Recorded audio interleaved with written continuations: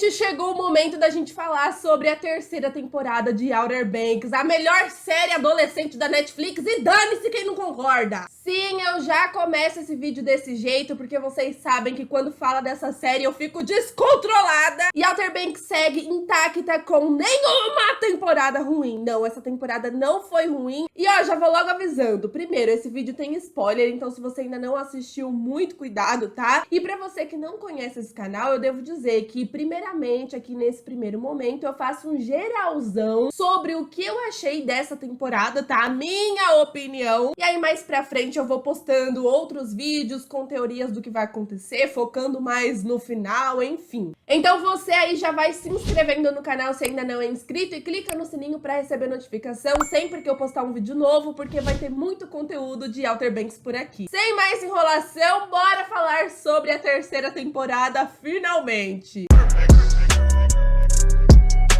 Eu quero começar esse vídeo falando pra vocês que essa temporada só prova ainda mais por que eu gosto tanto dessa série, porque a série, ela tem conteúdo, a série tem história, a série tem personagens carismáticos. Na verdade, Outer Banks é uma série muito rica em detalhes, tem muita coisa que acontece e tem várias coisas interessantes acontecendo ali ao mesmo tempo. E é uma série que mostra o quanto os personagens são humanos também, e como a gente tem essa pegada do ouro, né, do tesouro, a série vai mostrando até onde a ganância do ser humano vai. Então a gente vê os personagens errando e tentando corrigir o erro e depois errando de novo, e isso é completamente normal pra essa série. E falando sobre errar, eu devo dizer a vocês que eu já tô preparada aqui com os meus paninhos pra falar principalmente da Sarah! Sarah, minha filha, o que foi isso? Sarah Cameron. E eu também tenho que confessar a vocês que eu não tenho maturidade nesse caso, e sim eu passo pano pra qualquer Pogue. Se eles erraram, foi tentando acertar.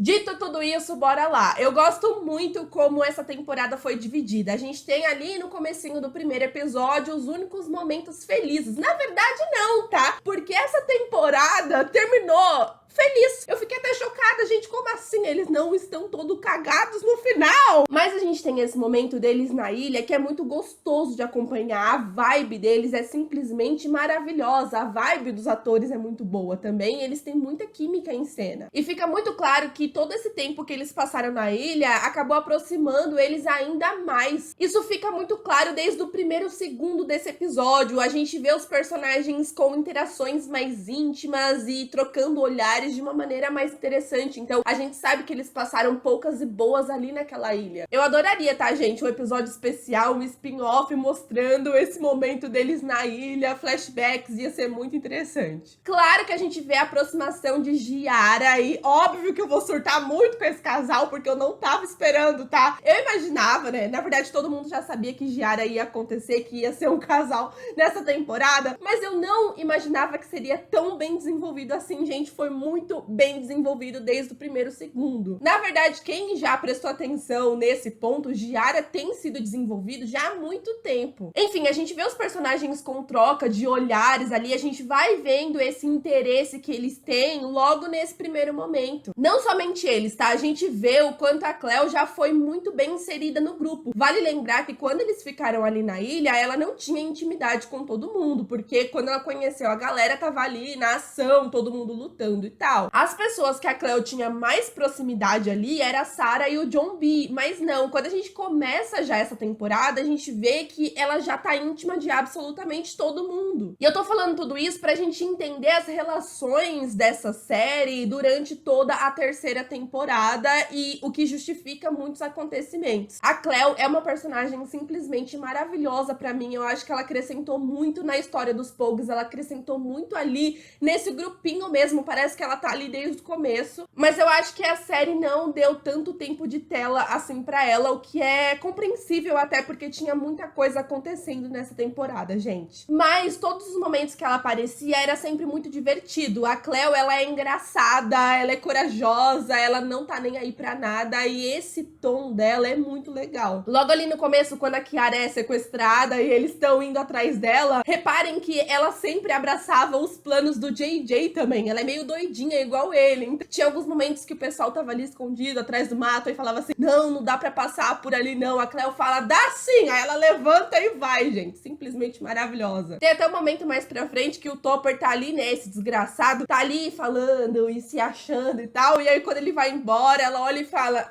é isso que vocês chamam de Cook? Gente, simplesmente um ícone de personagem, eu queria que ela tivesse aparecido mais. Porém, com isso, como ela tava inserida ali, né, junto com o Pope e tal, começou a ficar com a família dele, eu sinto que o Pope também perdeu um pouquinho a relevância nessa temporada e fiquei chateada, não vou mentir. A gente não pode esquecer sobre a herança da família dele e a importância que o Pope tem nessa história da Cruz, principalmente, né? Quando o Pope descobre que a Cruz foi derretida pelo Rafe, ele fica muito chateado e com razão, né? E eu acho que eles poderiam ter trabalhado um pouquinho melhor este momento. Foi um momento muito crucial na vida do Pope, com certeza. Mas esse foi um momento que eu gostei bastante. Porque a gente acaba tendo um momento muito legal com o Pope e um momento muito legal com a Cleo também, né? Porque a arma do pai dele some, tem toda uma questão, todo mundo já acusando o JJ, porque é sempre ele que rouba as coisas, né? Mas não, na verdade, o Pope teve essa oportunidade de matar o Rafe e a Cleo chega nesse momento e os dois têm uma conversinha e tem um momentinho assim,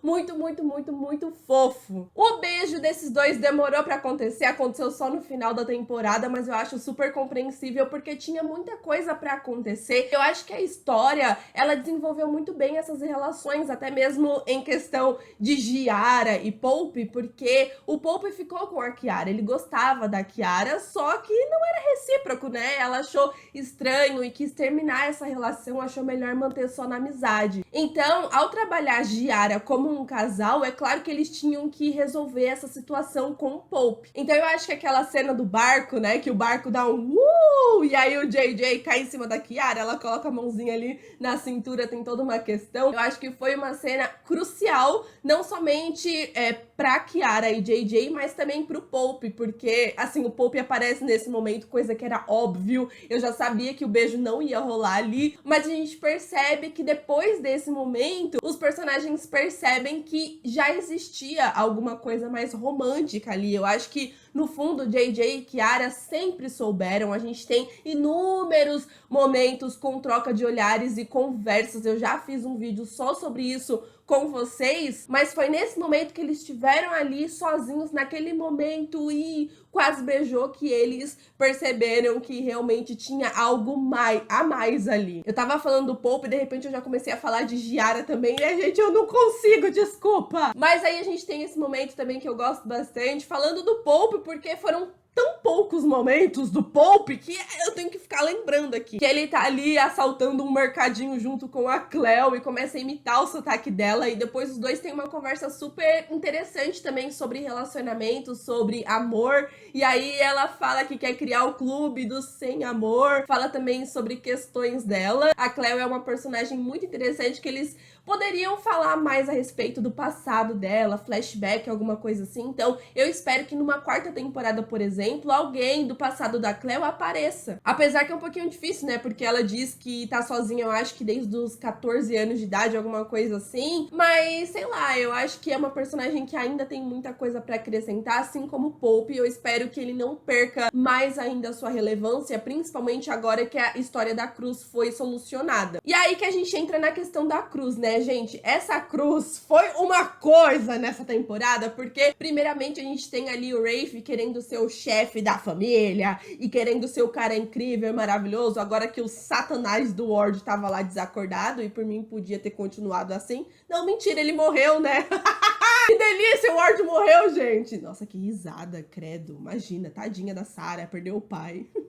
Enfim, eu gosto muito como a história une os personagens nessa temporada, e eu falei pra vocês que em algum momento o Rafe teria que trabalhar junto com a Kiara, que eles estariam ali do mesmo lado, e vocês não acreditaram em mim, hein? Enfim, o Rafe, ele resolve vender a Cruz pro Carlos Singh, que é um cara muito poderoso, riquíssimo e que só pensa em ouro também. Não sei se vocês tiveram o mesmo sentimento que eu, mas o Carlos, pra mim, ele botou muito mais medo que o Ward botou em 2 temporadas, porque assim, o Ward, ele era maluco. Ele é ruim? É, ele é ruim. Mas ele ainda tinha algumas questões sobre a Sarah, tipo, ai, minha filha, eu vou fazer isso, vou cuidar da minha filha, a Rafe, minha família, blá, blá, blá. Mas o Carlos, por ter sido um personagem apresentado nessa temporada, por exemplo, a motivação dele, pra mim, é bem diferente do que dos outros vilões que apareceram até agora. Porque se você pegar até mesmo a Lynbray da segunda temporada, ela tinha toda a questão do manto, que ela queria ser curada. Gente, inclusive a Lynbray, né? Foi esquecida no churrasco, a mulher foi curada mesmo? É isso que aconteceu e acabou ali? Nossa, lembrei dela agora. Enfim, voltando pro Carlos. Ele me pareceu ser um cara extremamente sanguinário e um cara que ele não tem apego a nada nem ninguém. Então, por isso, ele acaba sendo mais assustador do que os outros vilões que apareceram até agora. Quando a gente pega esse momento que ele sequestra tanto a Kiara quanto o Rafe também, que foi simplesmente sensacional, tem um momento que ele fala, olhem pela janela pra ver se eu tô brincando. E aí, quando eles olham pela janela, ele vai lá e mata o Jimmy sem dó nem piedade, que foi o cara que tentou ajudar eles, mas ao mesmo tempo não, ele foi obrigado mesmo, né? Então a gente tem essa questão do diário, ele quer o diário a todo custo e ele vai fazer o que for preciso, e ele dá esse belíssimo vestido vermelho para a senhora Kiara, que com certeza se o JJ visse ele ia desmaiar, mas é muito legal como tudo é amarradinho se você parar pra pensar. Acho muito interessante esse momento que eles estão saindo da ilha e eles começam a pensar que o Jimmy trabalha pro Ward, sendo que na verdade não, ele trabalha pro Carlos, então foi legal esse mistério que colocaram aí, quando perguntavam, e aí, cadê o Ward? Cadê o Rafe? O Jimmy ficava, quem é o Ward, gente? Eu não trabalho pra ninguém chamado Ward, não, que é isso? E aí a gente tem esse momento que facilita pra galera sequestrar a Kiara, porque ela, boazinha, né, rainha maravilhosa, ela tenta salvar a vida do Jimmy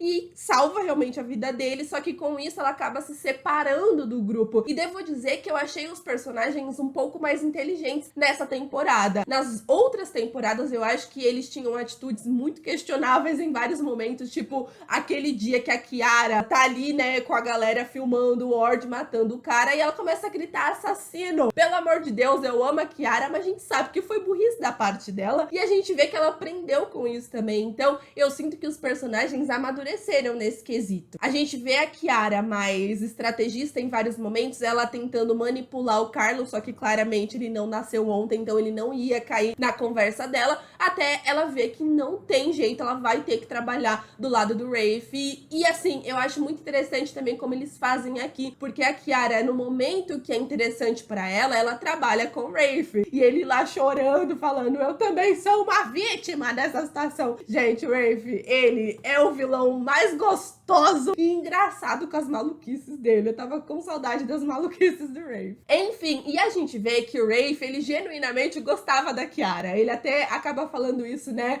Você é diferente dos outros, você é uma cook, você não sei o que, eu gosto de você. E aí, quando ela percebe que ela vai ter que confiar no Rafe do lado de fora, ela já fala, opa, já é demais. Então a Kiara pega uma oportunidade, joga o Rafe ali no mar e trai ele nesse momento e ainda consegue um barco da hora pra eles voltarem pra casa. Simplesmente rainha sensacional. A Kiara, pra mim, ela foi um grande destaque nessa temporada e eu não abro mão, tá? A gente vê que os personagens estão até um pouco mais maduros em algumas situações, porque quando eles veem que a Kiara tá sendo sequestrada, eles não têm uma postura de tipo, e aí, cara, vem aqui, tá tirando, devolve a Kiara. Não, eles resolvem ficar quietos e pensar em um plano pra eles não serem presos também, porque se eles aparecessem ali naquele momento, eles também seriam presos. Até mesmo mais pra frente, quando o John B acha que tá ficando louco e começa a ouvir sinos, ele resolve ir até lá, e aí todo mundo fica aí esperando, só que chega um determinado momento que eles percebem que eles têm que ir embora, senão eles vão acabar sendo pegos ali, mortos ou qualquer coisa. Então eles têm a atitude de deixar o John B pra trás, e a gente vê que a Sarah acaba comandando isso, né, porque ela tem um relacionamento com o John B, então todo mundo fica assim, e aí, Sarah, o que você vai fazer? E ela resolve deixar ele pra trás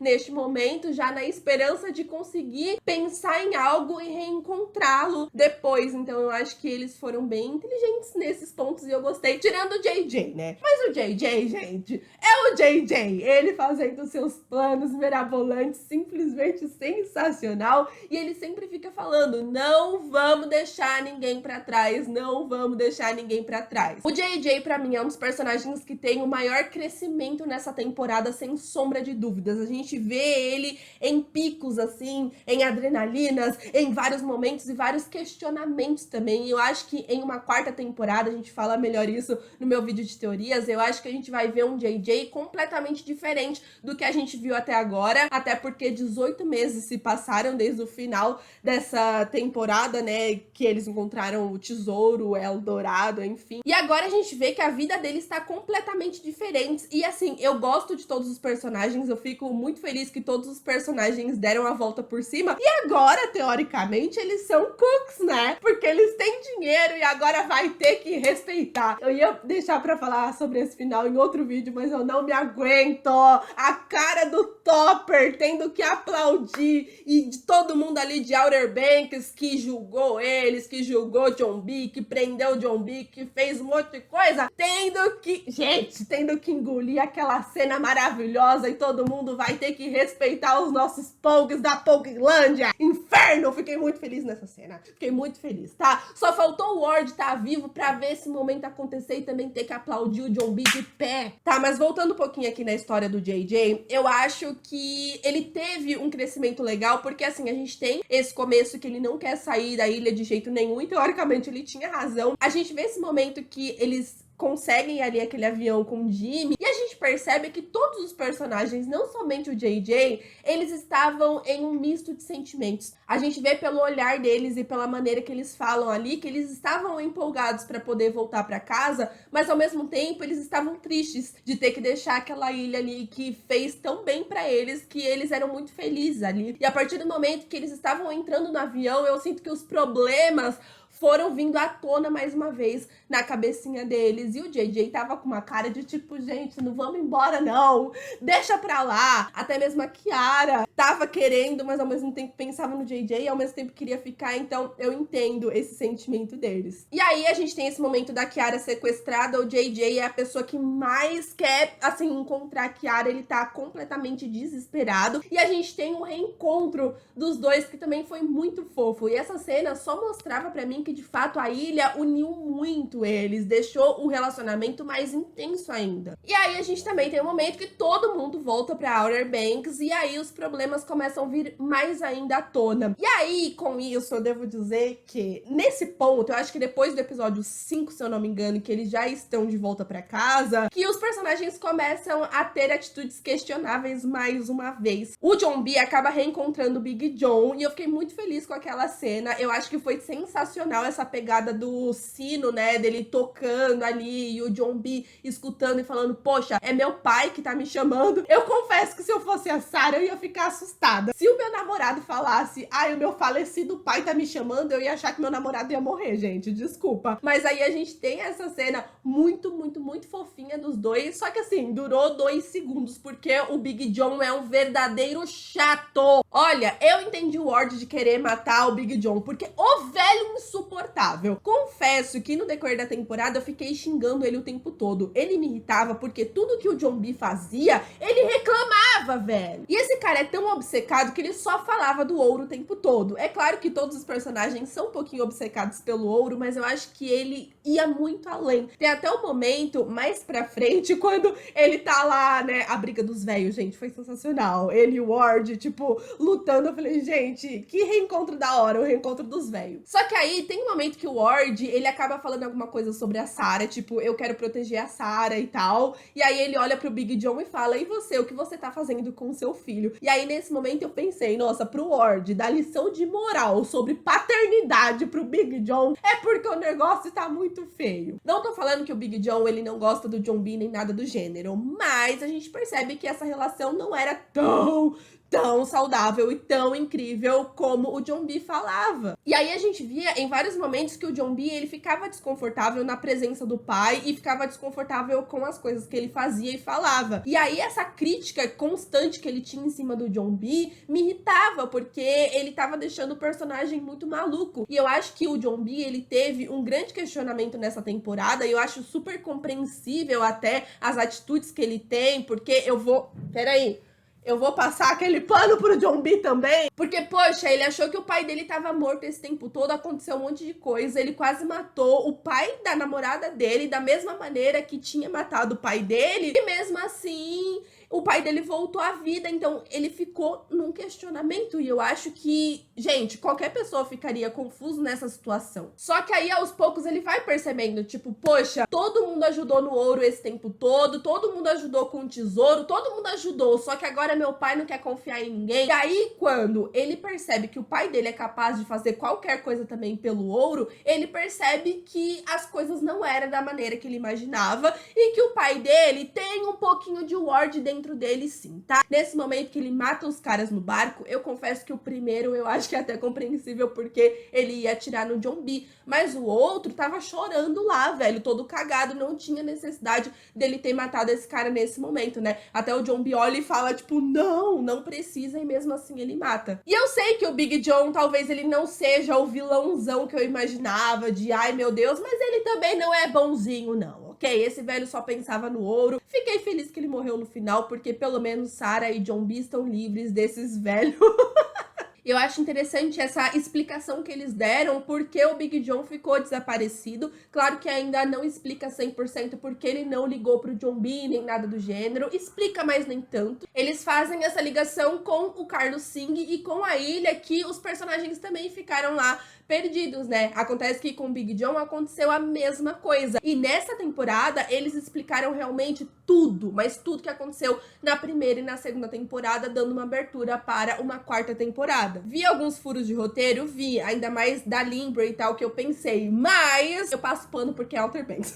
Mas aí tem uma coisa que eu acho que não justifica de jeito nenhum, que foi o que o John B falou pra Sarah. Fiquei chateada, porque, obviamente, quando ele começa a mentir ali sobre o ouro, todo mundo percebe, porque o John B é um péssimo mentiroso e gente, todo mundo percebeu, e a gente percebe que todos os personagens ficam decepcionados com o John B nesse momento, só que ao mesmo tempo, eles entendem o lado dele por conta do pai. E aí a Sarah tenta ter uma conversa ali com ele, falar, poxa, me conta a verdade, fala pra mim o que tá rolando. E aí tem um momento que o John B fala, ai, meu pai voltou não sei o que lá, enquanto seu pai tentou te matar. Não precisava jogar na cara, tá, John B? Era verdade? Era. Tentou matar ela? Tentou.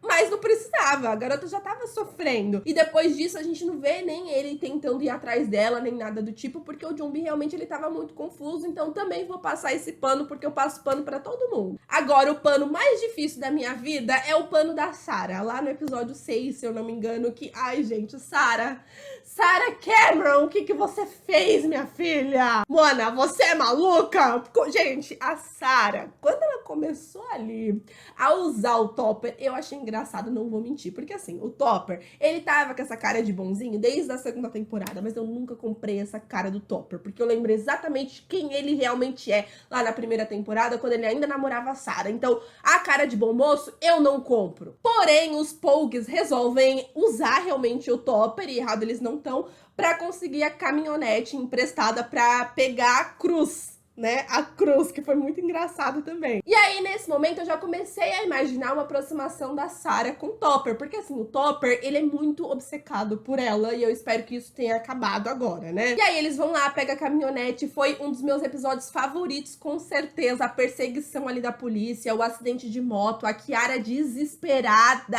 Eu fiquei desesperada junto com ela, mesmo sabendo que Outer Banks não tá nem maluco de fazer alguma coisa com o JJ. A gente tem até um momento bem fofinho da Sarah abraçando o JJ, eu amo muito essa amizade e eu sempre vou falar isso, que Outer Banks tinha que trabalhar mais na amizade da Sarah com o JJ, gente. Mas enfim, gente, esses vídeos de Outer Banks não tem roteiro. Eu vou falando que tá na minha cabeça pra bater um papo mesmo de fã pra fã, então às vezes eu falo uma coisa, depois eu falo outra, vocês me desculpam, tá? Mas, sei lá, eu gosto desse bate-papo de fã mesmo, entende? Enfim, eles vão lá, pegam a Cruz, usa a caminhonete do Topper, o Topper desesperado, meu pai vai brigar comigo, não sei o quê, bicho mole, né? Hein, não aguenta nenhuma perseguiçãozinha de polícia, ai. E aí, quando a caixa é aberta, eles descobrem que a Cruz não estava lá, que na verdade o Rafe já tinha roubado primeiro. Mas segura essa informação que quando eu falar do Rafe, a gente já fala sobre isso, porque é claro que eu ainda tenho muita coisa pra falar do Rafe Cameron. Eu falei isso pra vocês pra gente ligar a história de Sarah e Topper. A partir do momento que eles voltam pra Outer Banks, a Sarah, ela entra em um questionamento profundo. Principalmente nesse momento que ela briga com o John B, porque ela percebe que se ela não ficar com o John B, ela não tem pra onde ir.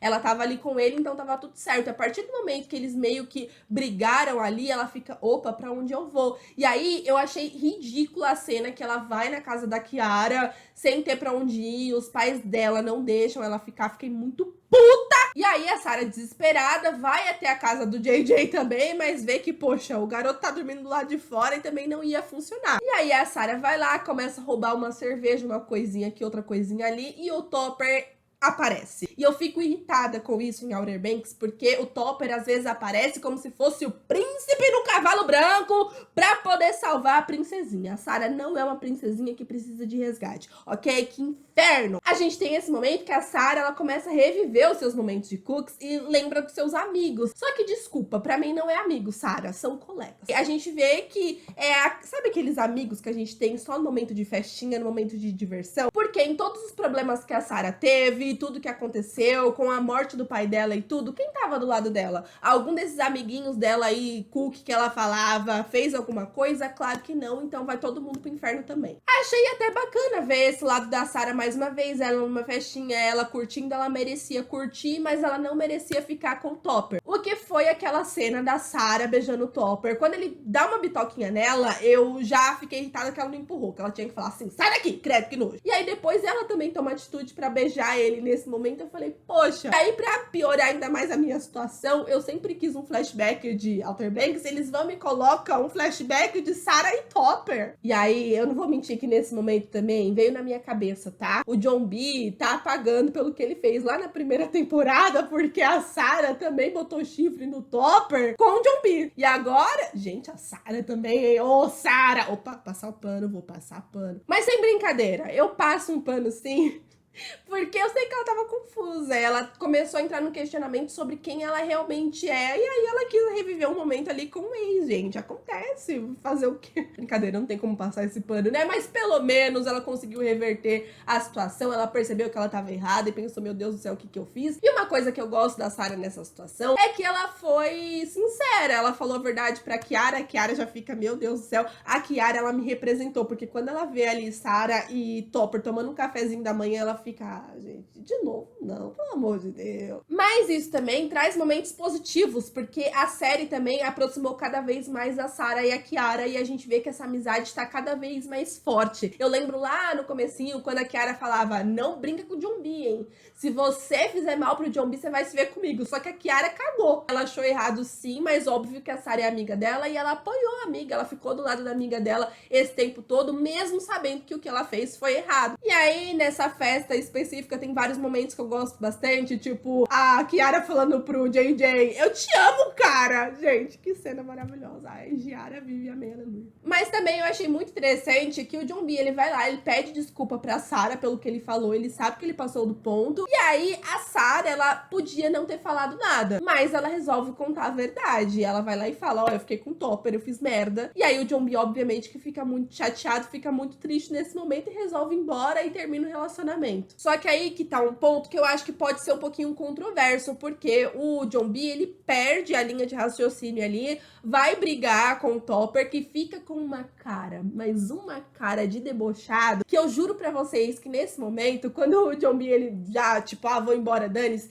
e ele faz uma cara de debochado e fala, sem ressentimentos, cara, meu, nessa hora eu gritei, John B, bate nele, e o John B realmente bateu nele, e eu acho que o erro do John B John-B nessa temporada foi, ele bateu pouco, tinha que ter batido mais. Vocês ficam caindo aí na ladainha da cara bonitinha do Topper, isso tudo se chama manipulação. Ele manipulou e ele cutucou o John-B até o John-B perder a linha de raciocínio e bater nele sim, então a culpa é do Topper, ok? O John-B bateu e tinha que ter batido mais. Tudo bem que o John-B começou a passar do ponto, né? Que o menino tava lá todo cagado e eu ficava, gente, que horror. E até mesmo o fato do Topper não ter retrucado, não foi porque ele é bom moço não, gente. De, ai, eu não quis estragar a festa. Ah, meu filho, me respeita. Foi porque ele queria se fazer de bom moço mesmo e manipular a situação, principalmente a Sarah, porque ele sabia que se ele retrucasse nesse momento, ele perderia a Sarah. Tudo bem que perdeu do mesmo jeito, porque ninguém gosta dele. Só que depois disso, o Topper, ele mostra a sua verdadeira face e começa a falar pra Sarah, ele me paga, se eu retrucasse, não sei o quê. E reparem que o ator, ele é excelente, porque ele tava com essa cara de bom moço, de manipulador e de tipo, ai, eu sou tão bonzinho, Sarah. E nesse momento que o John-B bate nele, ele já começou a ficar com a cara diferente, com um rosto diferente, com aquele rosto de tipo, eu sou superior e ele vai se lascar na minha mão. Só que aí que tá, a Sarah também sabe que ela tem um poder de manipulação muito grande nas suas mãos e ela sabe que o Rafe é obcecado por ela e com isso ela ia conseguir tudo que ela quisesse e ela manipula ele mais uma vez. Foi errado? Foi, mas eu vou fingir que não, porque é a Sarah Cameron. A Sarah vai lá, manipula o Topper pra ele não dar queixa na polícia e ele cai no papinho dela. Ela fala, ah, à noite eu te ligo, hein? Liga. Eu acho que ela podia ter ligado só pra dar uma, né, uma disfarçada. E ele fala, promete que você não vai embora com o John-B? Ela fala, claro, claro, ficarei aqui com você. Oh, mas o Topper é muito burro, né?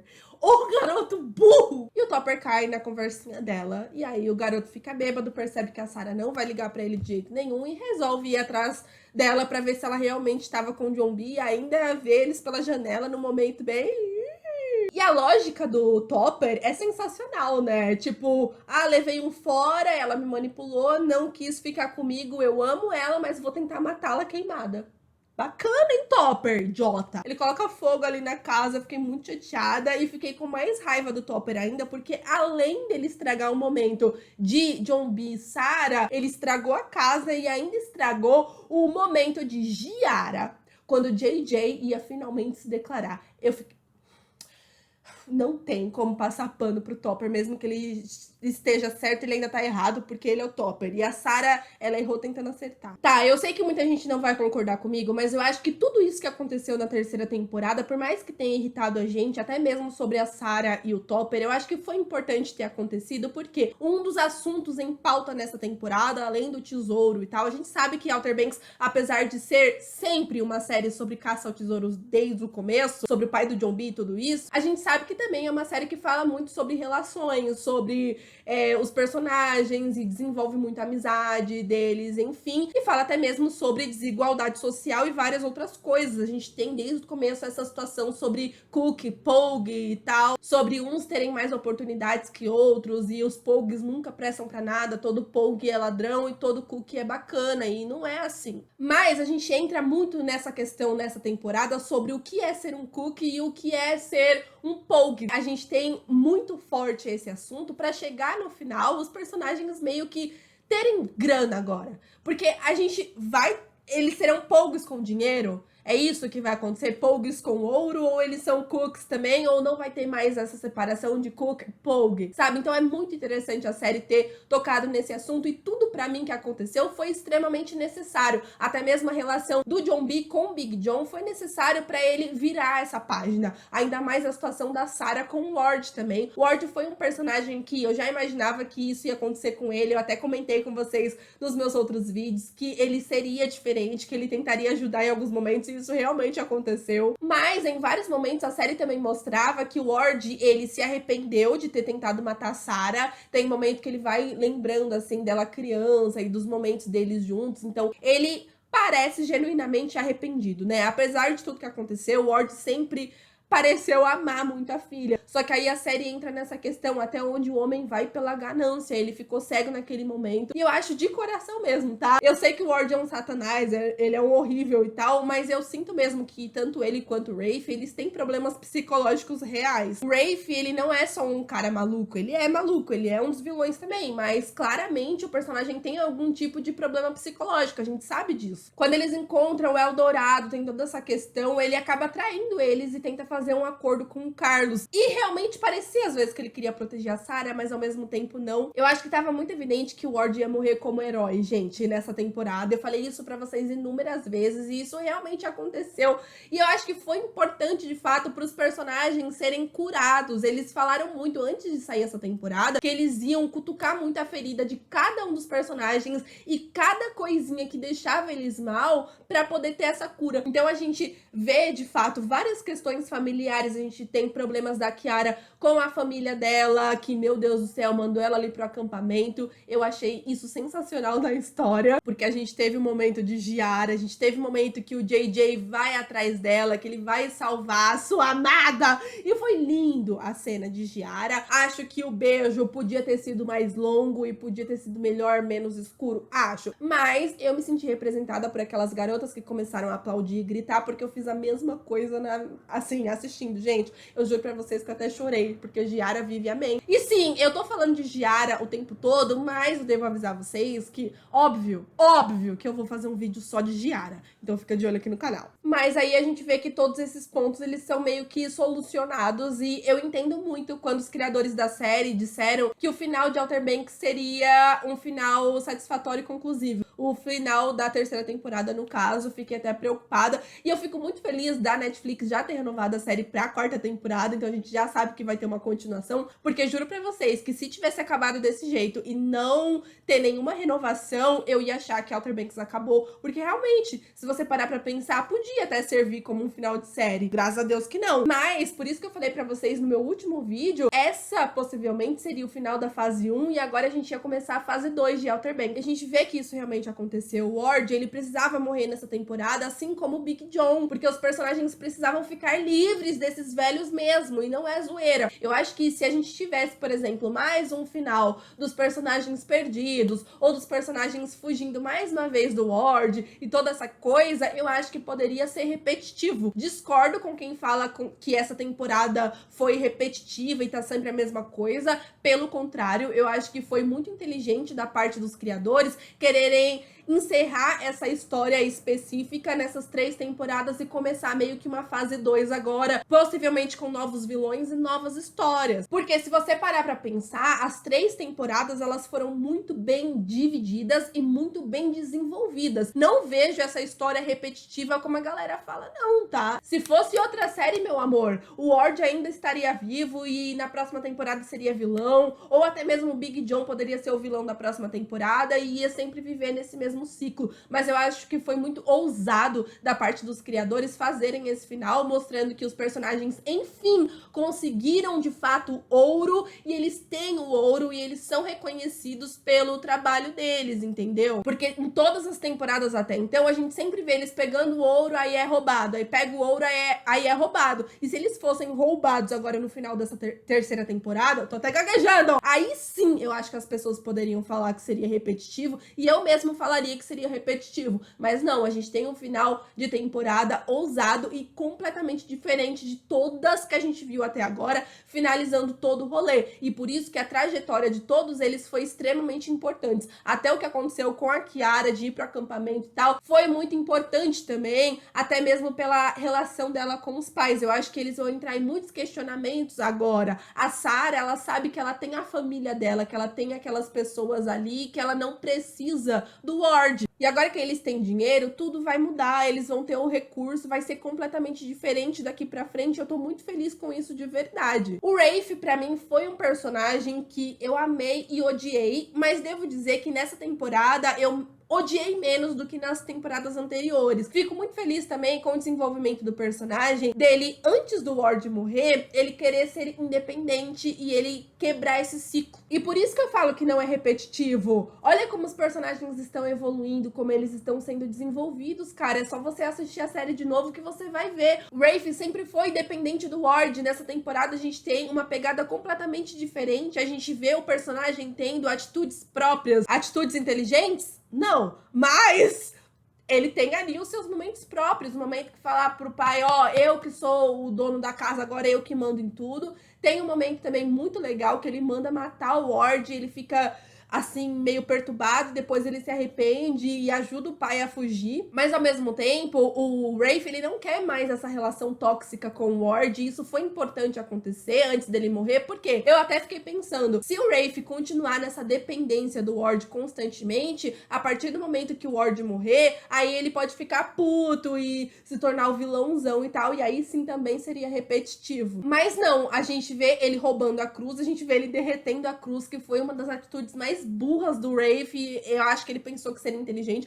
mas não foi inteligente porque perdeu, né, a grana, não vale mais tanto. Mas foi legal sim o que aconteceu, e fica o questionamento, será que o Rafe vai perdoar a Kiara por ter traído ele? Ele ficou ali ameaçando, falando, eu vou te encontrar, eu vou te matar, eu vou acabar com a sua raça. Mas a gente também tem a namoradinha do Rafe, a Sofia, que eu fiquei muito chateada que ela quase não apareceu. Eles falaram da personagem, ai, a personagem, ai, não sei o que. A menina saiu lá de Ctrl Z, foi pra Outer Banks pra ser coadjuvante. Ela nem aparece direito, gente. Que é isso? Mas enfim, gente, esse vídeo só foi um geralzão mesmo sobre essa temporada. Como vocês perceberam, eu gostei. Peço desculpas, que eu sei que o vídeo tá longo, mas quando fala de Outer Banks, eu me empolgo. Vocês estão ligados como eu fico com essa série icônica e maravilhosa. Claro que faltou alguns assuntos ainda, principalmente sobre Eldorado, sobre o final. E a gente vai conversar aí nos próximos dias, sim, sobre Outer Banks. A gente vai falar mais sobre essa série, então fica de olho aqui no canal, tá bom? Já vai se inscrevendo então se ainda não é inscrito, e clica no sininho pra receber notificação sempre que eu postar um vídeo novo. Não esquece daquele like que é muito importante. Aproveita também e vai lá me seguir nas redes sociais, que estou sempre lá tentando falar com vocês. Enfim, eu vou ficando por aqui. Um super beijo e até o próximo vídeo.